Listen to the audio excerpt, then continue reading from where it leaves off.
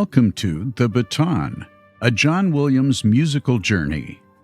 Join host Jeff Commings as he takes you through the career of the illustrious film composer John Williams, starting with his debut in 1959 through more than 100 films in 60 years. This episode features the music from the 1975 film The Eiger Sanction. And here's your host, Jeff Commings. It's great to have you here for this episode, which kicks off a very limited composing schedule for the year 1975 for John Williams. Only 2 films occupied his time that year, as opposed to the 4 scores he wrote in 1974. One of those 1975 scores contains a watershed score that began to change what we hear in movie music. Of course, that film is Jaws, but before Williams took on that assignment, he sat down to write some music for what I am labeling an Americanized James Bond spy thriller called The Eiger Sanction. And that's the film featured in this episode. I am not alone in discussing The Eiger Sanction for this episode. Joining me is Brian Martell, a longtime John Williams fan who counts The Eiger Sanction as one of his top John Williams scores of the 1970s. Brian, it's good to have you here for this episode. Well, thank you, Jeff. It's an honor to be on the cast with you today. I really enjoy your podcast and look forward to reviewing the score and perhaps introducing a few of your listeners to one of Williams' finest scores pre-Star Wars. You're spot on with the Bond reference. The novel of the film is based on was set up as a parody of the Bond franchise to that point, and the last film to premiere as the book was being polished was Diamonds Are Forever. So the writer, University of Texas film professor, believe it or not, would have been having some fun with the Connery Bonds, similar to the Flint films from the States. It wouldn't take much tweaking to make this a Bond flick. In fact, you could argue they did that with For Your Eyes Only in 1981 with the climbing sequences there. Eastwood wasn't really interested in the spy espionage angle, so the film doesn't dwell that much on it. And tell the listeners about yourself, particularly how you became a fan of John Williams' music. Well, for myself, I'm an actor guy up here in Calgary, Canada. And as far as liking John Williams, like many others, I became a fan of him with the release of Star Wars in June 1977. Now, I know your listeners are going, it was released in May, but that was in the States. Didn't get it up north here until a little bit later. And like many, I was so blown away with Star Wars that I became an instant, I must have everything connected to this film fanboy.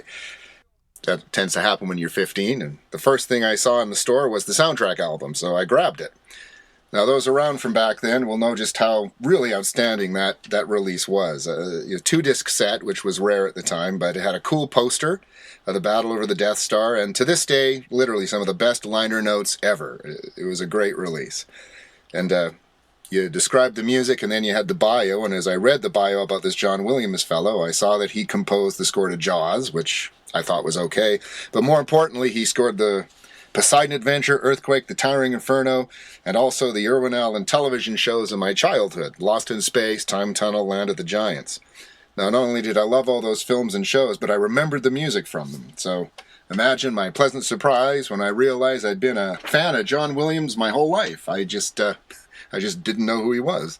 Now that I knew who he was, I was determined to get every piece of music he ever wrote, I guess, and I've been working on that ever since.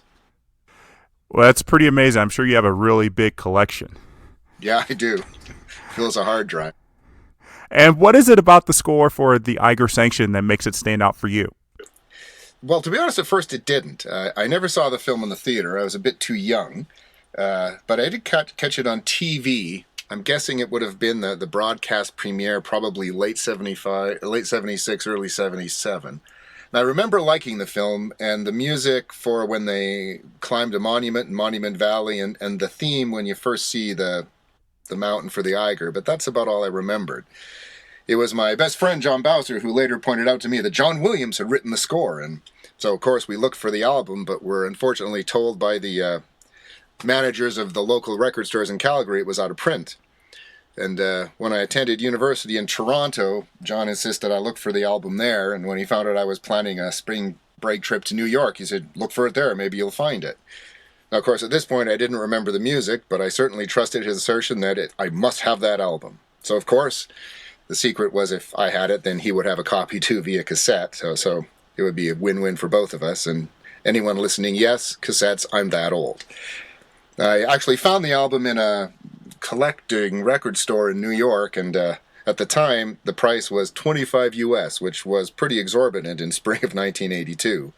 But it became part of my New York splurge. I was looking forward to listen to it, but add to my dismay, I didn't have a turntable available at my residence in university, so I had to wait another 2.5 months till I could get home to play it.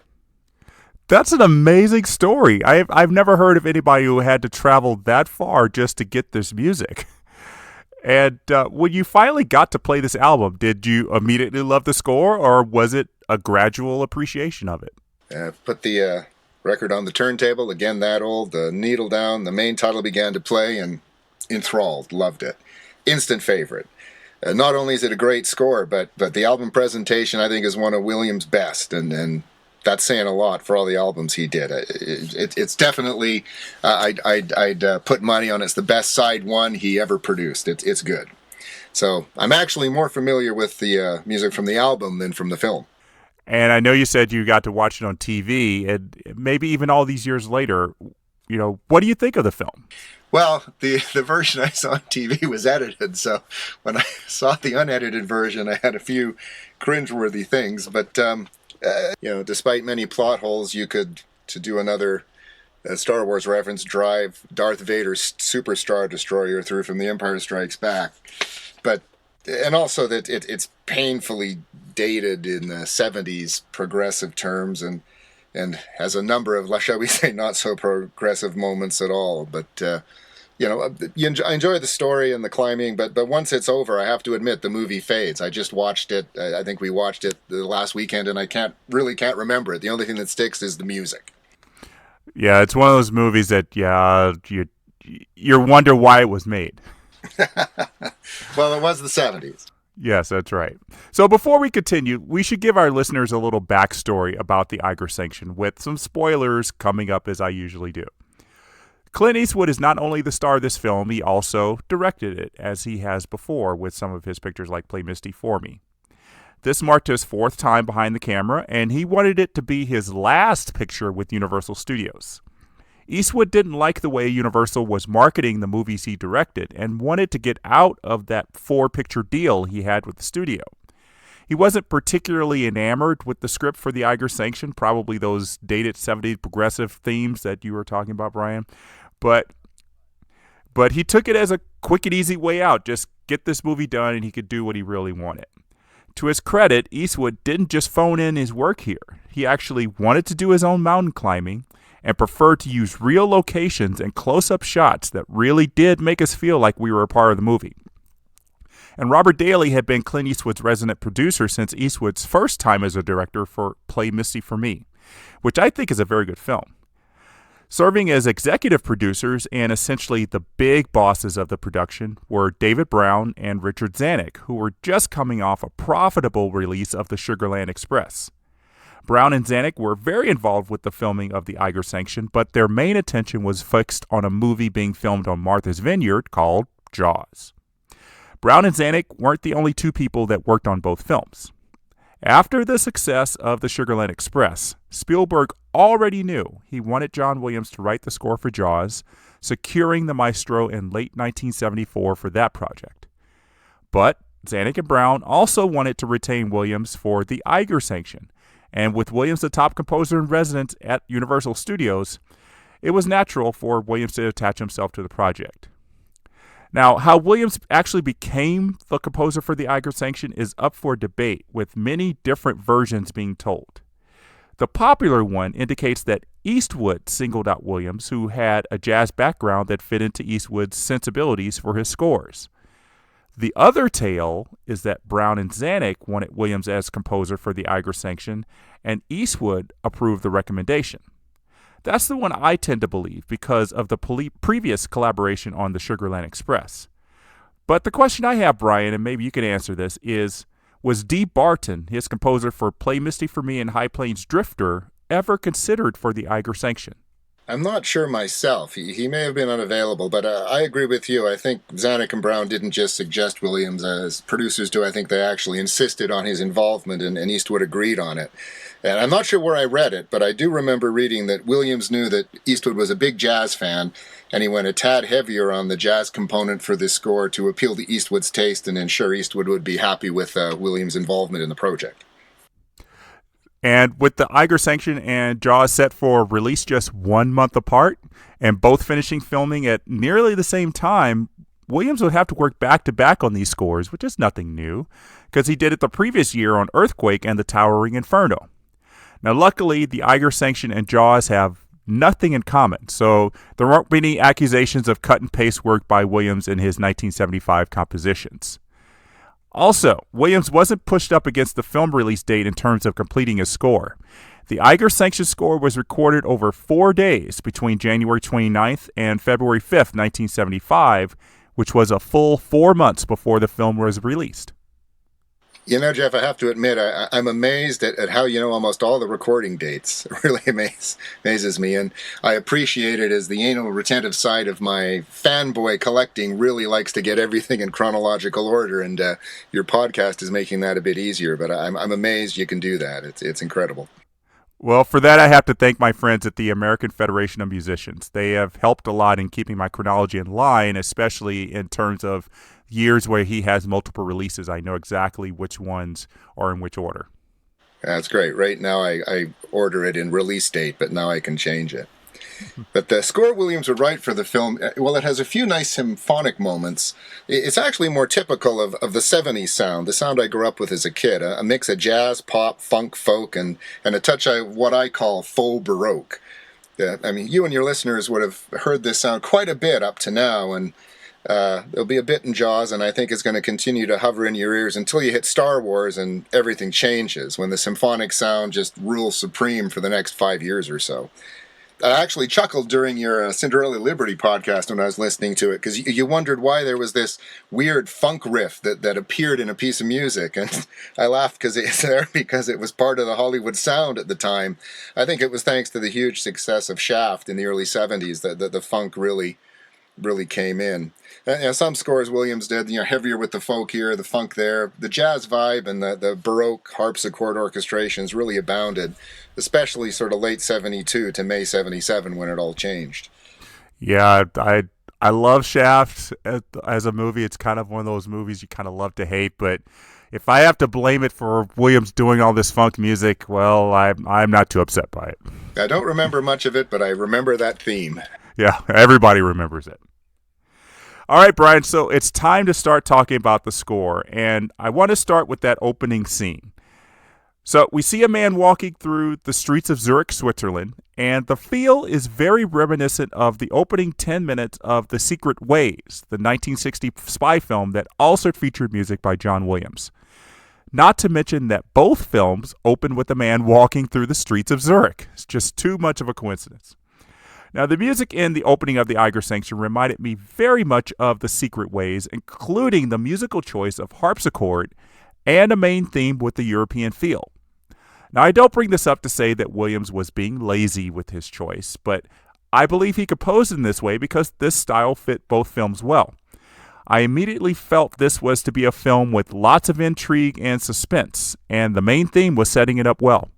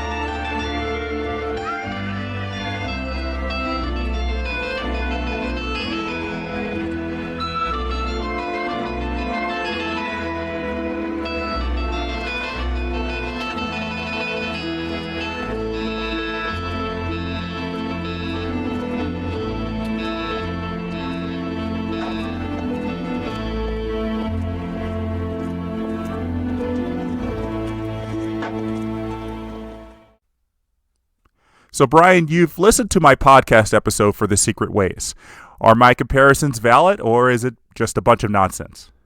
No, a little similar. I think you're onto something there. But for me, the main title has that 70s vibe, right? The bit of jazz, bit of that Baroque. But yeah, it definitely informs any audience. We are not in America anymore, but in a more sophisticated, dangerous European environment. Sophisticated, at least we're led to believe, anyway.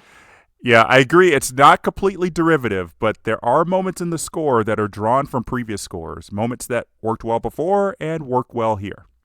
A prime example of that is the first moment of real underscore when a man, presumably a spy, is attacked in his home after he retrieves a sliver of microfilm. The spy swallows the microfilm in an attempt to keep anyone from getting the evidence, and the two men fight for a bit before the assailant slits the man's throat. In an earlier, more gruesome edit of the film, the assailant is seen pulling the swallowed microfilm from the man's throat and escaping. Thankfully, we don't see that, but we get some excellent piano playing in the low register that feels perfect for the scene.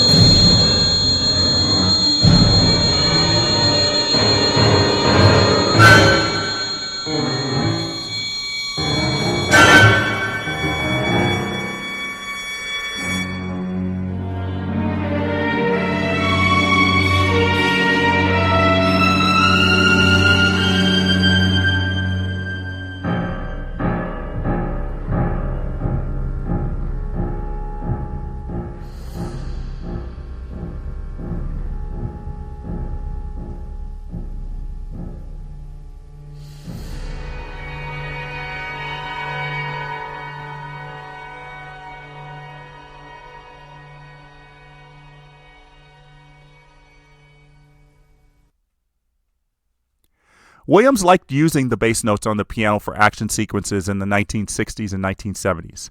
Besides this scene, I go back to the 1965 film None But the Brave when he used the piano quite heavily during the attack scenes. I have always enjoyed Williams' work with the piano in all of his early scores, and it's a shame that he will begin to step away from piano writing after this film to focus on other parts of the orchestra because obviously he is a master at the piano. Absolutely. And as I describe this music, I apologize to anyone musically inclined. I love music, but I'm not really sure of the terms, so please, listeners, forgive my uneducated descriptions. But I find the low piano bits have kind of those tense guttural moments that I really was reminded of the Poseidon Adventure and parts of the Towering Inferno. You know, sometimes you got to wonder if the same guy composed all of these, hey? Yeah, it's a great signature that John Williams used to great effect early in his career. So I mentioned that quasi-Bond girl in this picture, and it happens to be a woman named Jemima. Yes, Jemima. And there's a lot of clunky and uncomfortable dialogue spent making jokes about the name and comparing it to the Aunt Jemima of pancake syrup fame. Once Jemima and Jonathan are alone in his home, the two get a version of the music we heard in the opening credits, arranged in a nice jazz style with guitar.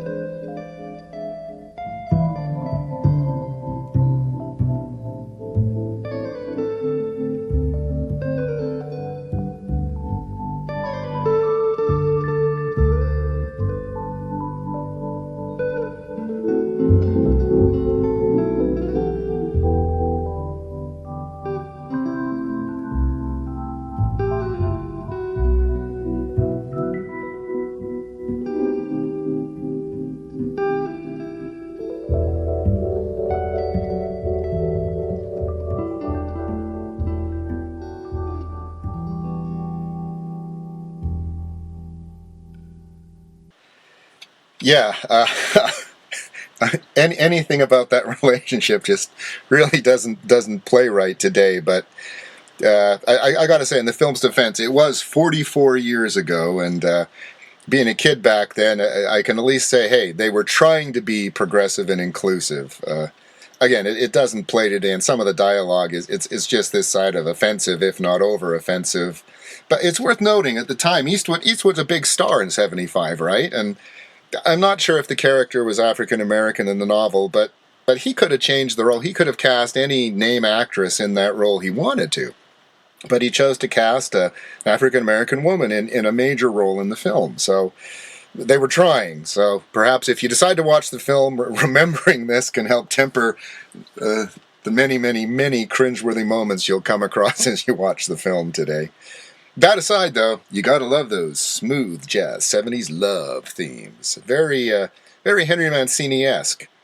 I've wondered, Jeff, and I don't know what you think about this. Early in his career, I wonder if Williams might have been known as the low-budget Henry Mancini, in the way that James Horner in the early to mid-'80s was actually in the industry kind of called the low-budget Williams Goldsmith. If you wanted one of those two A-listers for your film and couldn't afford them, you were tended to send in the direction of James Horner because he would give you something similar at less money.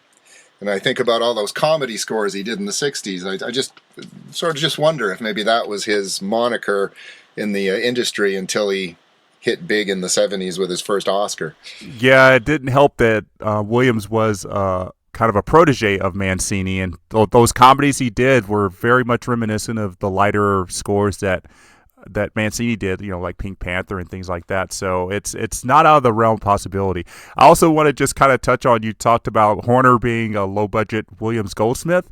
I kind of thought that later in his career, especially in the 80s, that Goldsmith became a low-budget Williams. So, I'm going to talk about this, especially when we get to Superman, but it's amazing how when one composer's star rises, everybody else wants to try to emulate him and becomes that second choice. And it's hard to deal with, I'm sure, especially for someone like Jerry Goldsmith, who was bigger than John Williams, but kind of once Jaws and Star Wars came along, kind of had to realize his position was relegated down to number 2.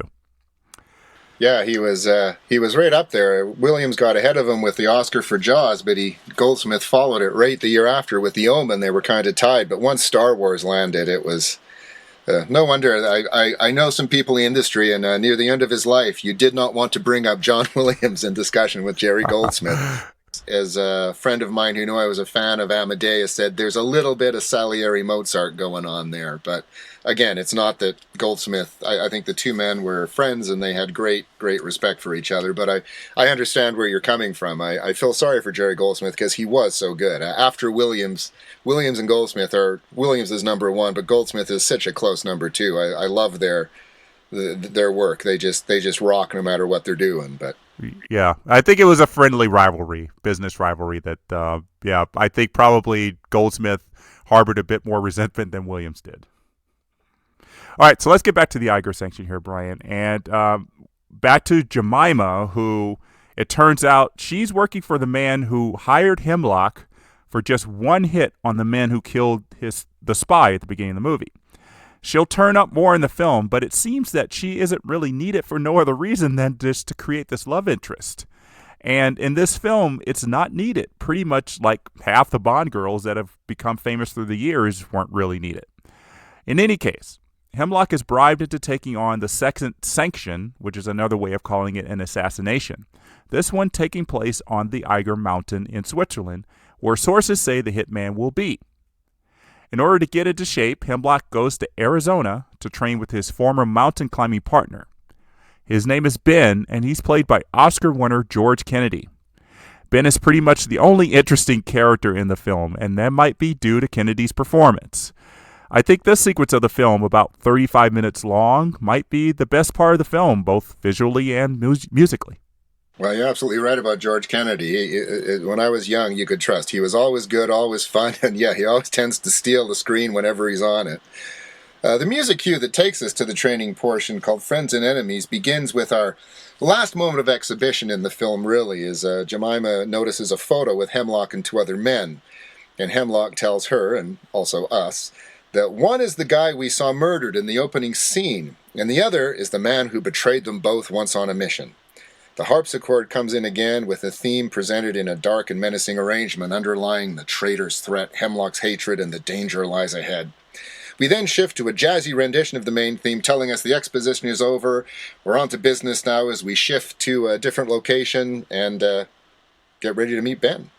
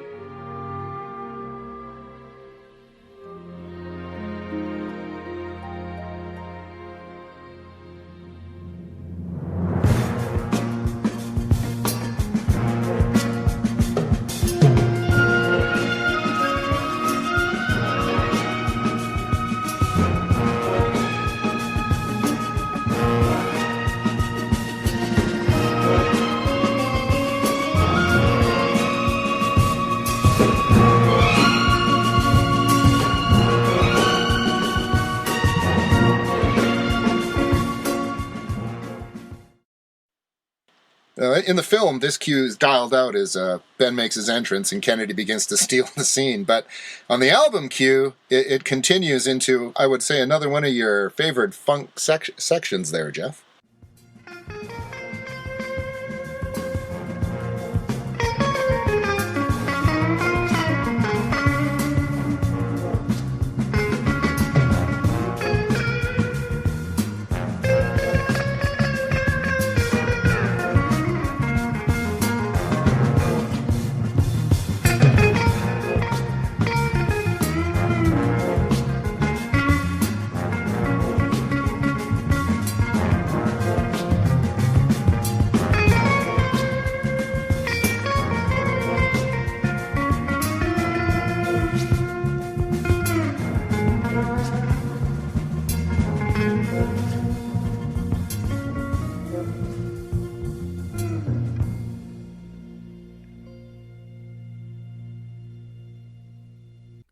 Yeah, John Williams and the electric guitar. You gotta love it. So now that Jonathan is in Arizona, one of the ways Ben gets his friend into shape is by having him run with a woman named George. The runs themselves are mostly dialogue-free, giving Williams free rein to have some fun with the music. He chooses a style that's very different from any of the music we've heard in the film. It's essentially chamber music written in the Baroque style, like some of the music he composed for The Paper Chase. I don't know if this musical style was recommended by Eastwood as director or if Williams approached Eastwood with the idea. Either way, I like its inclusion in the film, even if it sounds a bit out of place.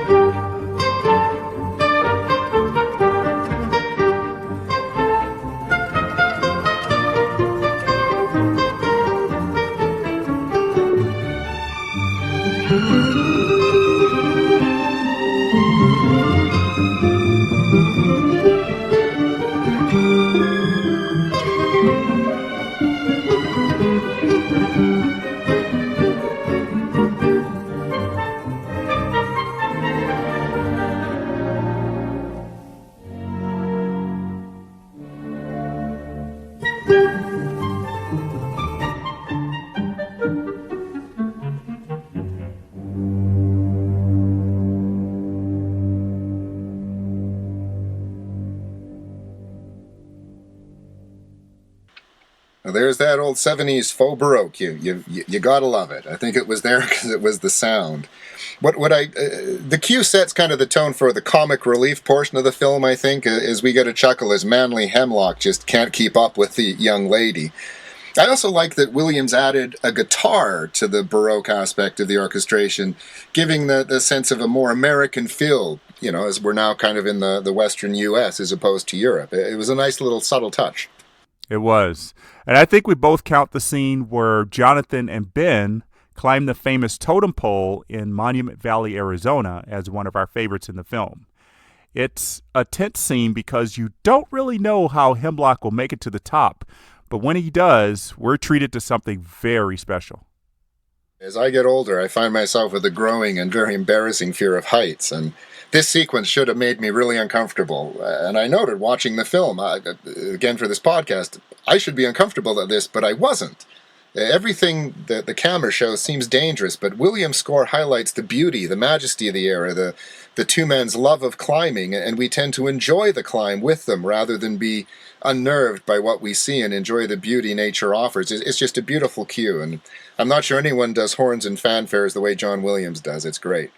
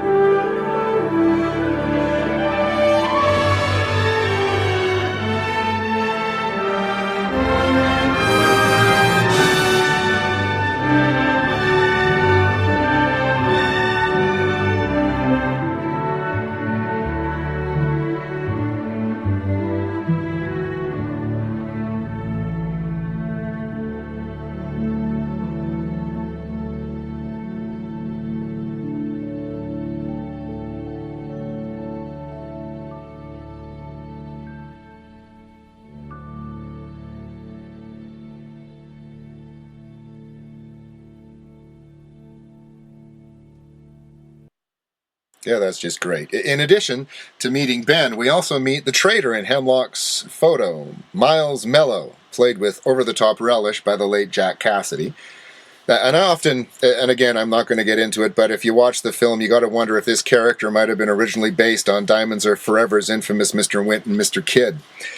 Anyway, Miles tries to kill Hemlock via the climbing trainer Lady George, fails. And so after Hemlock flaunts his survival, he gets into a Jeep and drives into the desert. And for some reason, Miles and his very impressive muscle man give chase. And here is where the best cue in the film should have come in, 50 miles of desert, where John Williams gives us a cue very much in the style of the great Jerry Goldsmith.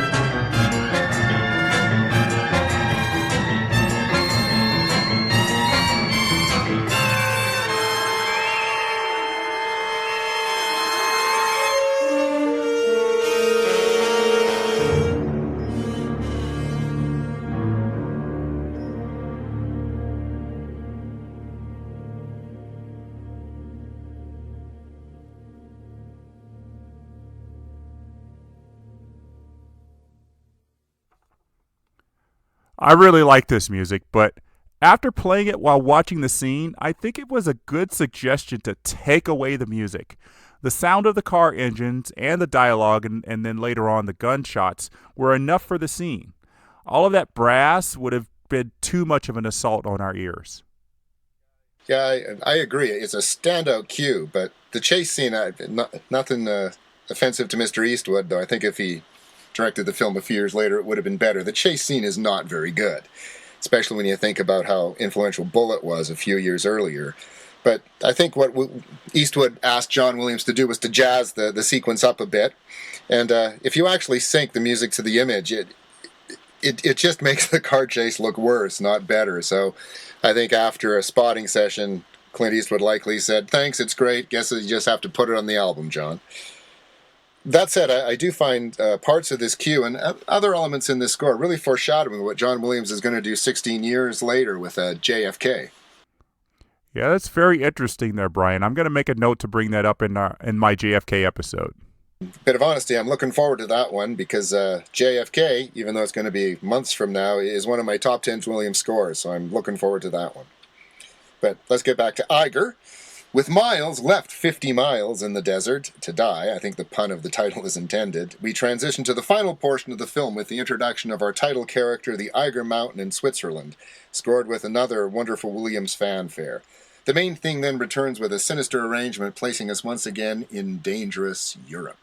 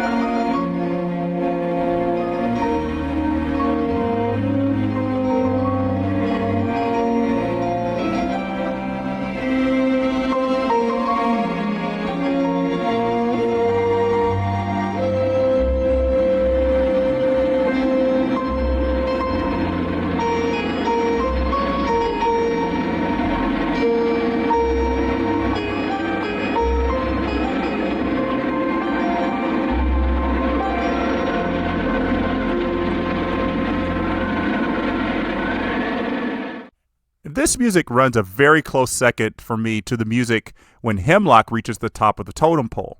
It's the kind of music Williams liked writing, and I think it came very easy for him. Yeah, actually, when I listen to this cue, it's very reminiscent of the fanfare in the Towering Inferno, where they light up, all the lights go all the way up the the tower. Yeah, very, very good music. It's actually one of my favorite moments in the Towering Inferno. Yeah.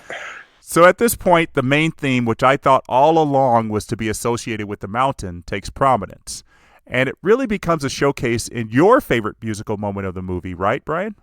Yeah. The highlight of the score for me in the film is the sequence as the team tries to climb the Eiger Mountain after a snow squall has literally frozen the landscape.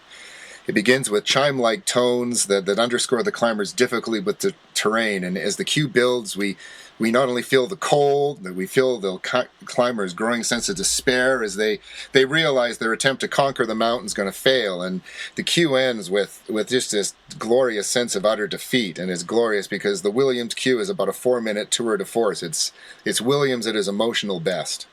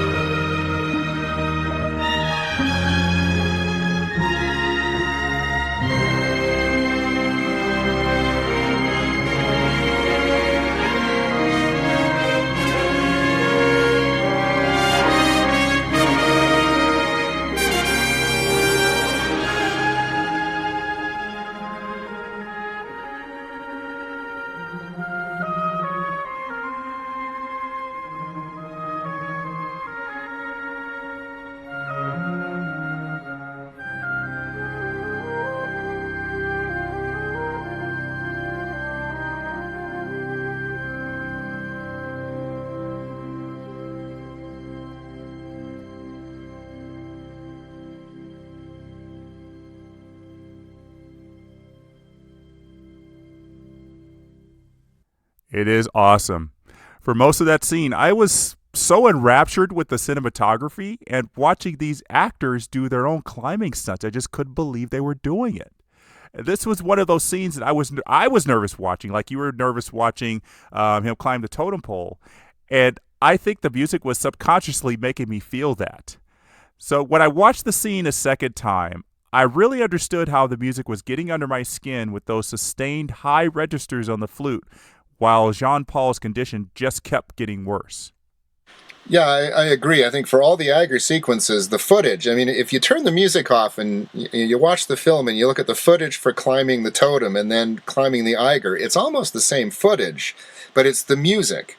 It's Williams' music that gives you the sense of danger. Arizona, you get wonder, but here on the Eiger, the music pushes the danger, the cold, and it certainly pushed my fear of heights in this season.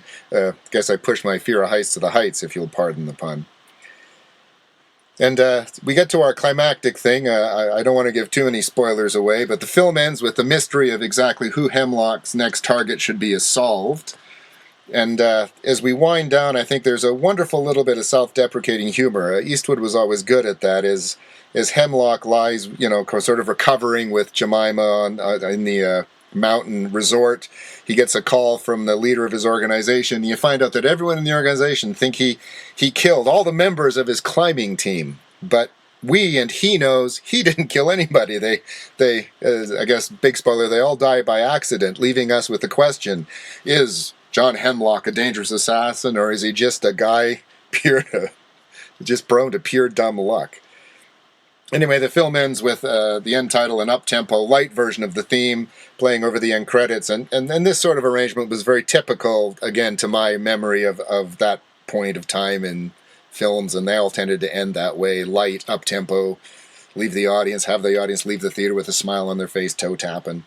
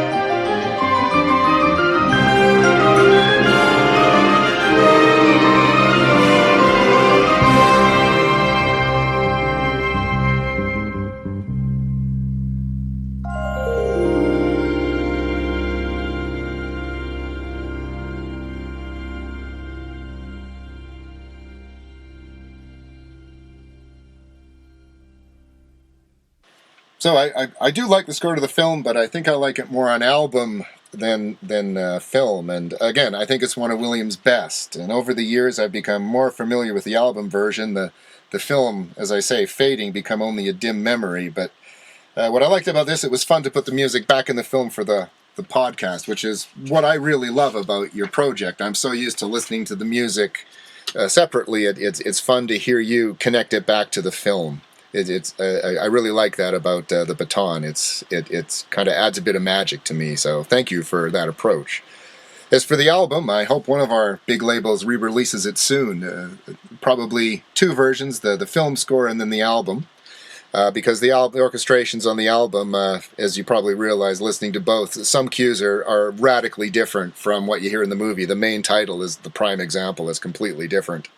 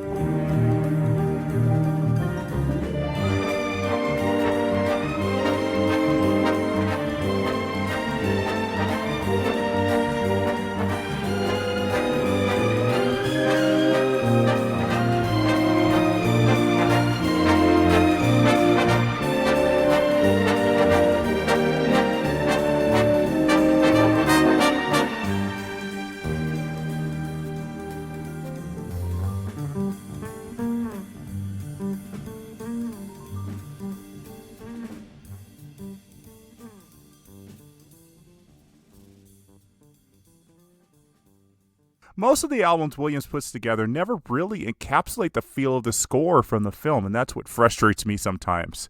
It's all about the listening experience, which is why I never listen to a score outside of the film first. Sometimes you anticipate hearing a piece of music, such as that 50 Miles of Desert track, and when you don't hear it in the film, you spend the rest of the time thinking about that missing music. Yeah, I agree there. It's just I've had too many years of score before movies, so I guess I'm used to it. But I actually would say I think his album for the Eiger Sanction really does encapsulate the score. All the highlights are there, and going through the 70s, the frustration was when you finally got the album, there was so much music you loved that wasn't on it. This is an example of where all the music you loved was, and I can highly recommend it to listeners over the movie, but each to their own. If you want to watch the movie, do, but if you want to avoid it, the album will just give you a thrill. I also just point out, once you and your listeners breach the Star Wars era, looking back, I think they may agree with me that this album, I think, pretty much sums up how John Williams sounded before he sounded like the way we now all expect him to sound. Well, it's kind of maybe my own selfish things. One of my goals for the podcast is to get people to watch these films connected with the movies. So I think everyone should seek it out and just watch it once, just to see Clint Eastwood possibly fulfilling a dream of being a stuntman, and to hear how the music works in the film. Yeah, you get some great climbing footage too. So as I say, I'm not sure how modern younger audience will think, but the climbing sequences are fantastic. I think they transcend time. So yeah, definitely worth a watch. Yeah, the music and cinematography, awesome. Absolutely. And speaking of the music, Eastwood really did enjoy working with John Williams, and it's odd that the two never collaborated again, Brian. But I do wonder if Eastwood ever approached Williams after the Eiger Sanction to do another score. But in any case, Eastwood said that the score to the Eiger Sanction, get this, was better than Williams' score to Jaws. Now, Brian, as someone who really likes the Eiger Sanction, what do you think of Eastwood's claim? First, if just to say why they never got together, I think if Eastwood did approach Williams after Eiger Sanction, Williams probably wasn't available. But I got to admit, Eiger Sanction is a great score, and I, no offense to the other people who composed scores to his films, I think it's probably the best score an Eastwood film has. You know, save the Morricone ones. You know, it's in that category. But as you're going to explore in your next podcast with Jaws, that score just rises above and beyond as a score. I think, as you'll probably discuss, Spielberg himself said it saves and makes the movie. So I guess, sorry, Clint, I'm going to have to disagree with you. It's okay. So we know that the Eiger Sanction did not do nearly as well as Jaws did in 1975. The Eiger Sanction did make a profit, though, earning about $14 million, about $5 million more than its budget. Eastwood moved on from his contract with Universal, securing a better relationship at Warner Brothers that still exists today. John Williams moved on from the Eiger Sanction to sit down at the piano a few weeks later and created one of the most recognizable movie themes in history for his next film. Now, Brian, what continues to amaze me about John Williams is his chameleon-like ability to work on two very different projects and do well with both of them. If you showed the Eiger Sanction to someone who didn't know that John Williams wrote the music, then showed them their Jaws, I think that person would be in disbelief that the same person wrote the music to both films mere months apart. Yeah, I agree. But then again, I guess there's a reason you, me, and the people listening to your podcast like the guy. He's a genius. And the baton is about to venture to those golden years that let the whole world know that. Yes, we will. And on that note, we're going to wrap up our discussion of the Eiger Sanction here and get ready for the next episode. Brian, thank you so very much for joining me and guiding us through this score that is overshadowed by that shark movie, but really should get more appreciation from John Williams fans, and I hope we have done that here. It was a pleasure, Jeff. I hope we can do it again sometime on a future episode. But until then, I'm going to continue to enjoy your journey through Williams' work on the baton. And a big thanks to all of you for joining us for this episode. So, if you haven't guessed by now, Jaws is the focus of the next episode. I'm going to be joined by another guest co-host who will help me understand how Williams created a seemingly simple music statement and suddenly became as famous or more famous than the actors who appeared on screen. As always, I read the comments you send to me about the show, so please keep them coming to jeffswem@aol.com or post a review on Apple Podcasts. Until we meet again, the baton is down.